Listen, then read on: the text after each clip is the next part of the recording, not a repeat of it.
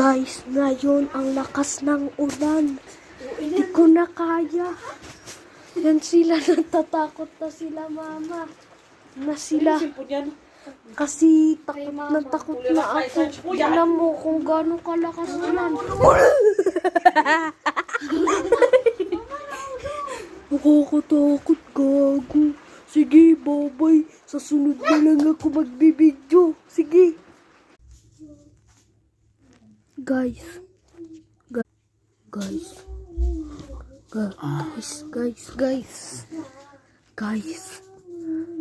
dito sa bahay ay sobrang lakas ng ulan at kidlat.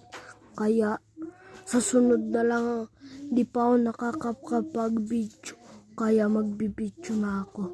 Sige, bye-bye. Dahil tag-ulan na. Kaya malakas na ulan dito sa bahay.